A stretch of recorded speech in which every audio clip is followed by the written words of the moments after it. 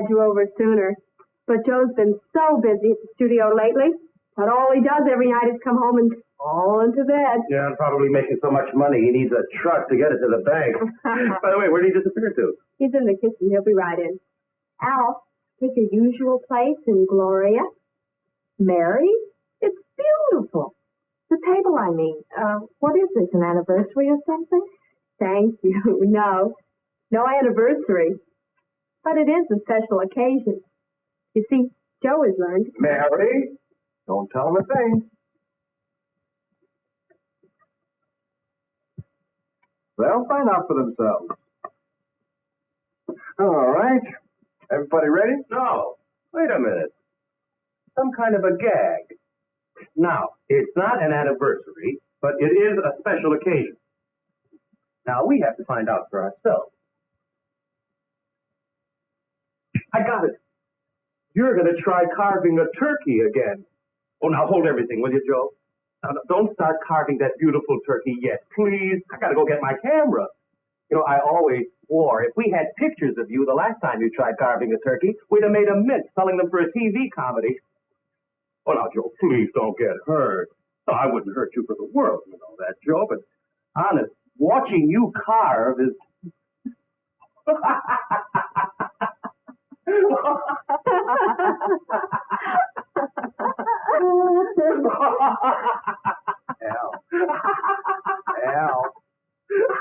Al, I just decided to give you a special treat. Now, I was going to let you watch from the other end of the table. But for you, seeing as how you're my very special friend, and because you get such a kick out of watching me carve, I'm going to give you a special performance. Now, would you step right over here, please? I want you to watch very close. Gloria? Mary?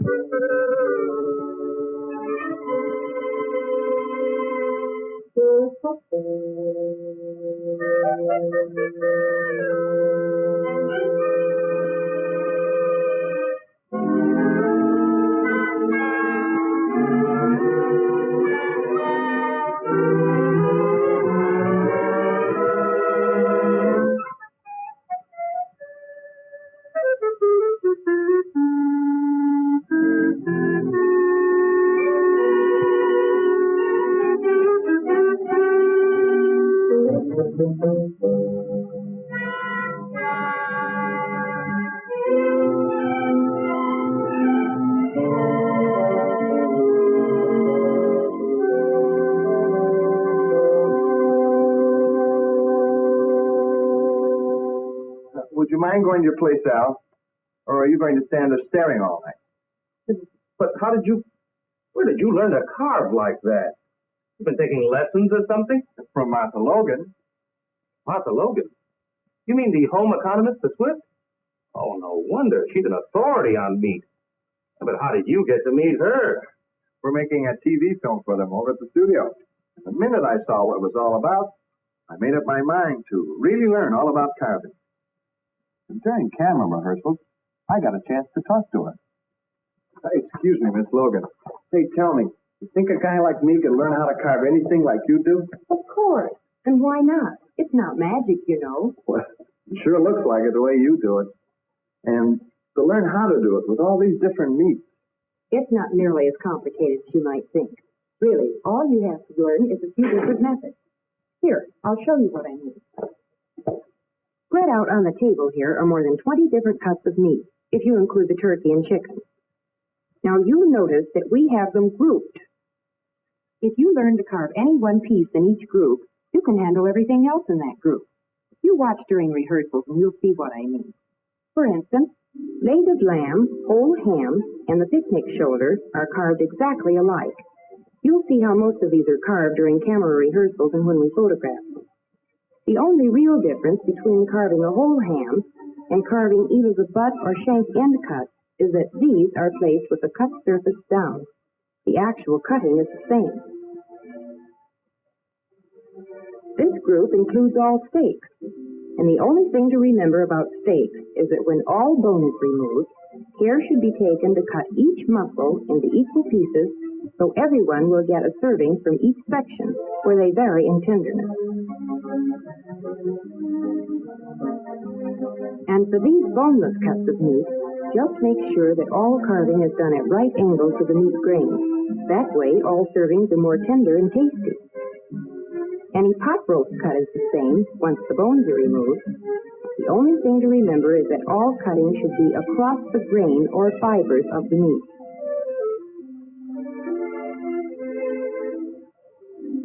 Loin of pork and lamb ribs, sometimes called a rack of lamb, are carved exactly the same by cutting between the ribs. The standing rib roast is done differently, but easily.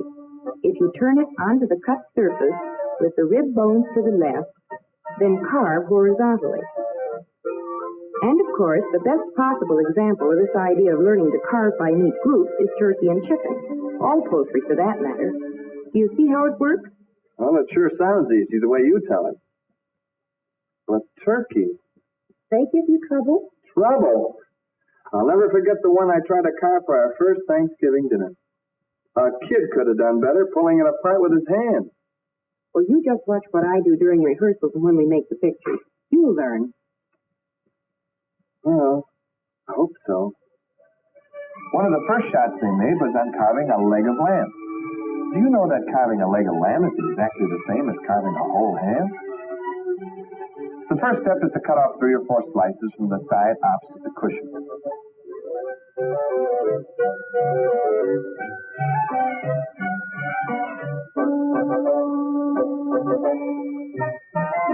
This can be located by the H-bone, the flat bone in the butt end which slants towards this meaty section.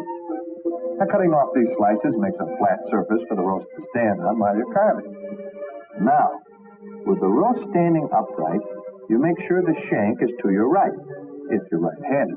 A left-handed carver would put it the other way. Then you make a series of perpendicular cuts right down to the bone, using firm strokes with a sharp knife.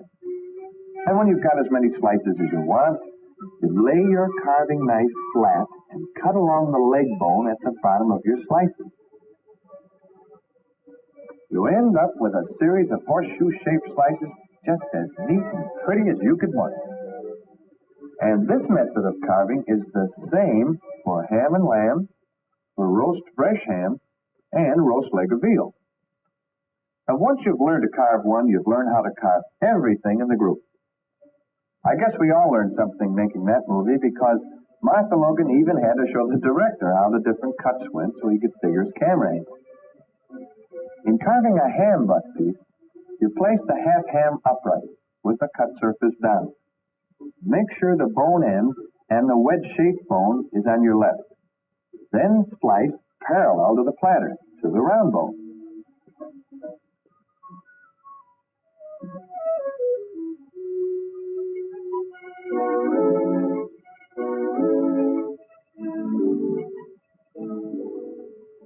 Cut several slices, and then make a vertical cut close to the round bone to free the slices. Well, really, it's the same as you do when you carve a whole ham, except that you're slicing horizontally instead of vertically.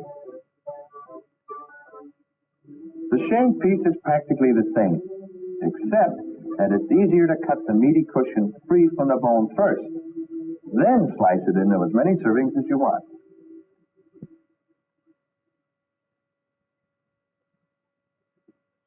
The next group she showed us how to carve were the loin roasts. A roast loin of pork in this case. Carving is simply a matter of cutting between the ribs and serving the chop.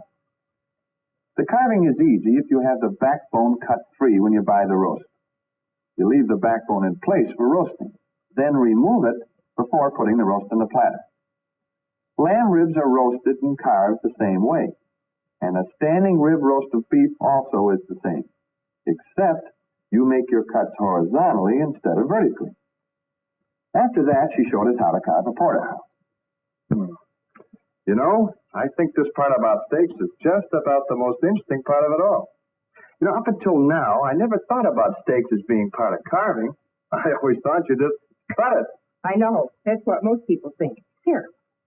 But if you remember what I just showed you, always cut the bone out first with a short pointed knife. Then, holding the knife at an angle, cut the tenderloin. That's the smaller piece, into as many slices as there are people to be served. Then, cut the sirloin strip and the flank piece into the same number of slices. That way, all your servings will be the same. Everyone will be served equal amounts of each part of the steak. If you use this same principle for all steaks, you'll find that people will really enjoy having steak at your house. Boy, is my wife going to be happy when she finds out I'm learning how to carve. What's next, Miss Lodi? Bone-in pot roast. We're going to demonstrate how to carve a blade bone pot roast first. With a blade bone roast, the first step is to remove the bone, both the blade bone and the small piece of backbone. The next step is to separate the various muscles, or sections of meat, where they divide naturally. With the muscles separated, it's easy to see which way the grain runs in each section. And it's important to carve across the grain, turning the section, if necessary, to make it easy to get nice, even, cross-grain slices.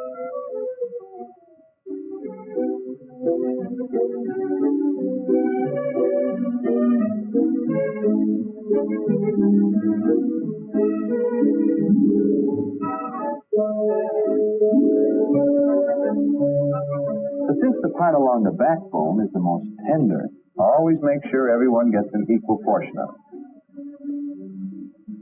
Carving round bone pot roast is about the same, except that you don't have to remove the one round bone out in the kitchen before you serve it. So, that's how it is, Al, my boy. You're now looking at an expert carver.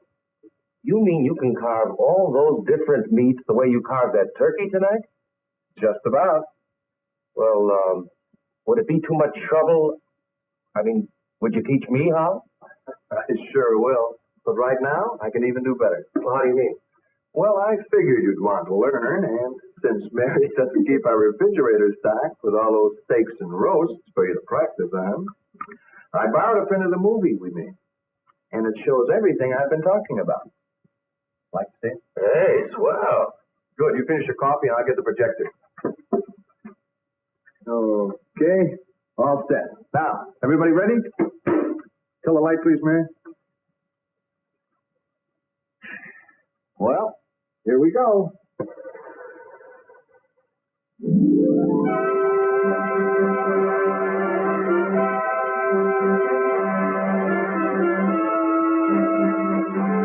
For centuries, the carving of meat has been a fine art which has been practiced largely by highly trained chefs and a few husbands who have had enough interest and patience to learn the skills.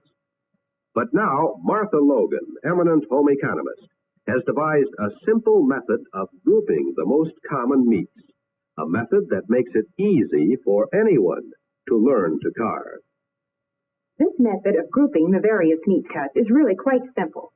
All that is required is an understanding of the similarity between different cuts of meat.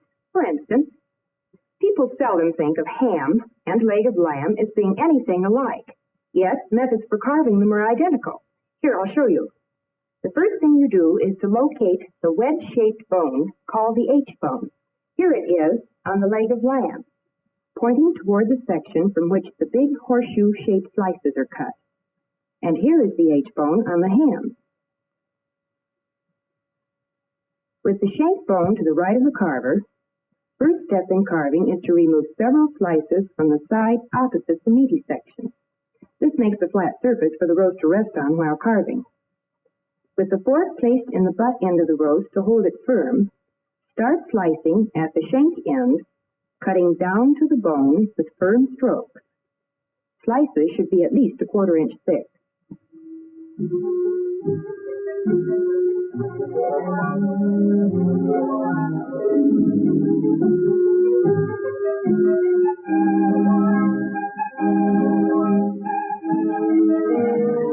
When the desired number of slices has been cut, Hold the knife parallel to the cutting board and cut along the leg bone to free the slices.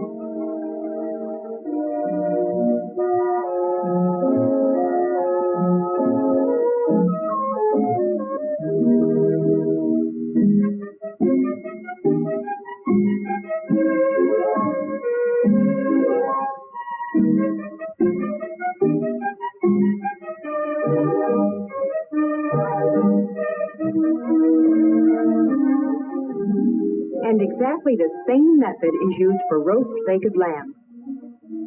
The standing rib roast of beef is really one of the easiest roasts to carve properly. Ribs to the left of the carver, the fork is inserted between the first and second ribs to hold the roast firmly. Quarter-inch slices are made from the right side of the roast across to the ribs. Remember to let a roast stand 15 minutes to let it firm up. It will carve more easily.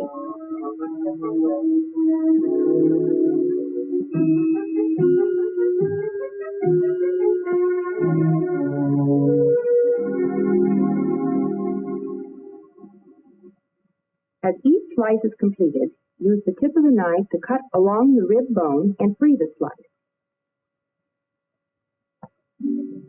As cutting gets further into the roast, the fork should be removed from between the upper ribs and reinserted further down. In carving steaks, there is one point of paramount importance. After removing the bone, make sure that each part is cut into equal portions, so that each serving will be equal. For instance, here is a sirloin steak. With the bone removed, hold the knife blade at an angle and slice the steak into equal portions, about 3/4 inch thick, including as much of the tenderloin as possible with each serving. As long as you remember this, whether serving porterhouse, sirloin, ham steak, or even round steak, everyone at your house will be a happy steak eater. And now to complete our demonstration, I'll show you some of the fine points for the carving job Father loves best. Turkey. The turkey should be placed so that the breast will be to the carver's left. With the tip of the knife, cut the strip of skin holding the legs in place. Now, press the drumstick outward with a fork or your left hand. Place the knife between the thigh and the body and slash through the skin to the joint. Keep that outward pressure constant while you're making this cut, and the entire leg will separate from the body. The upper thigh joint will come out so that you can cut it free with your knife. That was easy, wasn't it? So is this next cut, separating the thigh from the drumstick. You make your first cut in the angle between the two. Just press the edge of your knife in until you feel the joint. Now for the breast. Take your fork, put it firmly into the wing, and press it away from the body. With your knife, make a long cut just above the wing joint, cutting in all the way to the bone. When that cut is made, the breast is ready for carving. Start about halfway up the breast and slice straight down toward that cut above the wing joint. When your knife reaches the cut, the slices will fall free. Each succeeding slice of white meat is started higher on the breast until the crest of the bone is reached. You'll find with just a little practice, you'll acquire every bit of the skill of the expert. Happy carving and good eating. Okay, Mary, did you hit the light, please?